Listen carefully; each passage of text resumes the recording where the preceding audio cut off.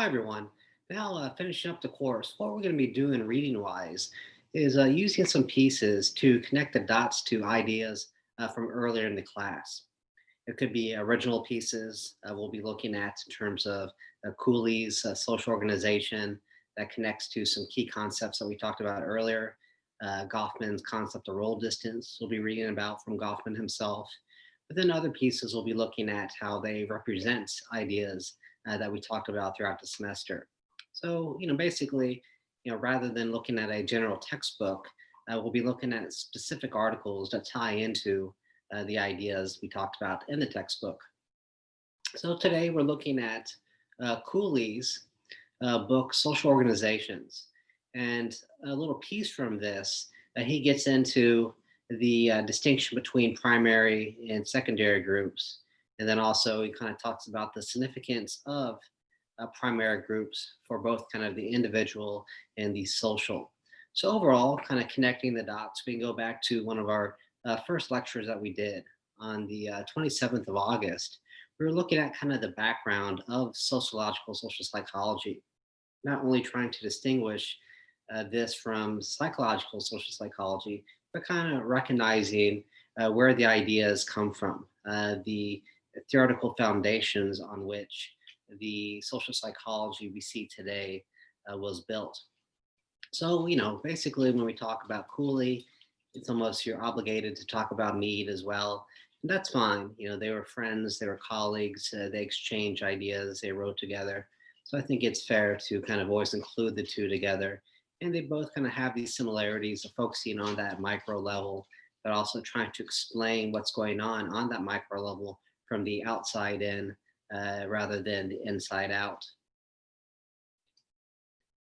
And so, like Mead, what we see and Cooley is this focus on what we call the social individual. And this kind of gets back to the lecture we did on the 22nd of September, socialization and identity. So again, how identity, something on that micro level, doesn't emerge from the outside in, excuse me, from the inside out. Rather, identity emerges from the outside in. These social forces create the individual. And what we're looking at here, concept wise, again, the looking glass self. I am who the feedback around me says I am.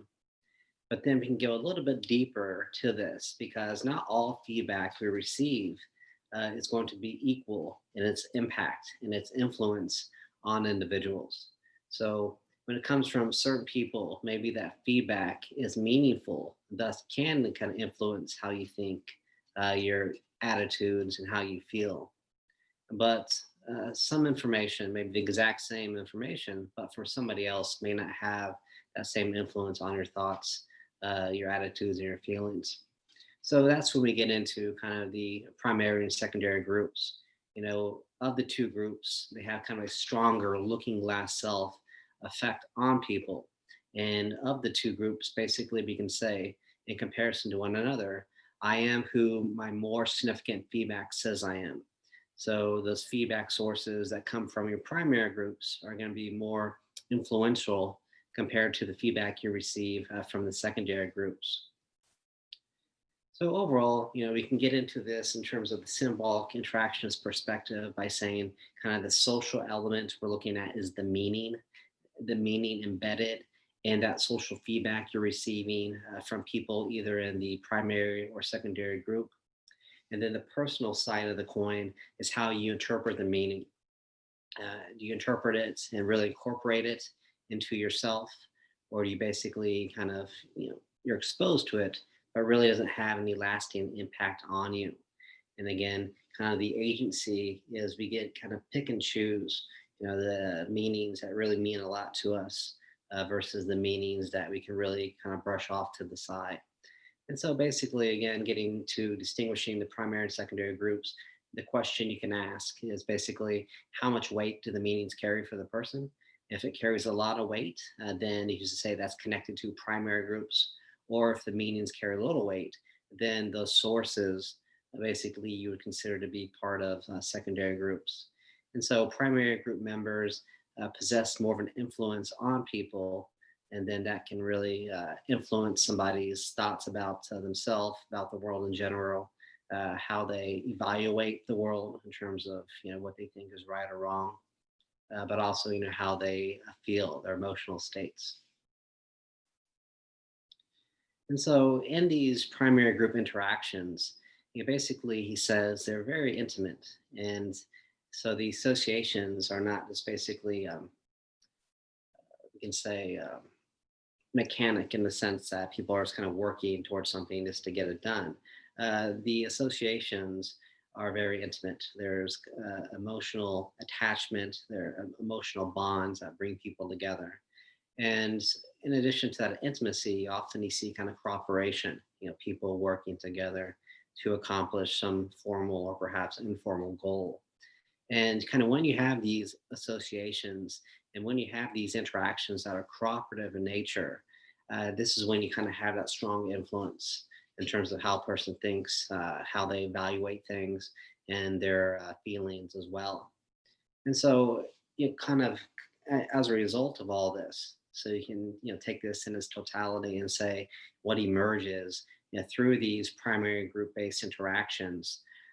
Basically, a we takes over the me. So if you're in a classroom, is this classroom something that's part of a primary group for me or secondary group? You can ask yourself, do you feel like one student in the class, or do you feel like part of the class as a whole? A me versus a we. And based on that distinction, you can often identify your primary groups versus your secondary groups. So overall, just kind of we experience over the me experience kind of talks about the actions, again, people doing together. You do the activity in cooperation. You feel kind of that intimacy. So you feel that unity and you feel like you belong to the group rather than just being part of the group. You believe that you're kind of part of the group with a capital G. You're actually kind of a group member. And examples he provides in the reading of this: a family, play groups. So again, we're kind of focusing on the younger individual here and how at a young age through the socialization process you start to build this identity. And so your family when you're young, play groups, neighborhood members, community elders, these are all people that to one degree or another could be part of one's primary group when they're young. And overall, he says, this is important, because basically he says, through these interactions, the intimacy, the cooperation, the understanding of we rather than the me, um, this basically is what human nature captures. And basically, how we start to think about things larger than us, we start to care about things outside of us, and we have these feelings of sympathy and empathy, feelings that are not about ourselves, but about kind of the people around us, the world around us. And this kind of captures human nature. And human nature thus is developed from the, again, outside in rather than the inside out. People are not going to automatically being able to feel in certain ways, being able to care in certain ways, be able to think in certain ways, unless they have these social interactions through which they can build those things. So again, human nature is connected, according to Cooley, directly to our primary groups, and the socialization in the primary groups allows the human nature to emerge, and we start to think, feel, and care about things kind of outside oneself. So we'll leave that there for today. So again, these are going to be kind of shorter lectures. Again, you're going to should be using these times to not only go through the readings, but really focus on your papers as well. But I thought this would be a good opportunity for the next couple of weeks to get in some of these original readings that we touched on in our textbook, or some kind of more focused articles that again touch on ideas that we went through in our textbook. So we'll leave that there for today. And next time we'll get into one of my favorite pieces, Irving Goffman's Roll Distance.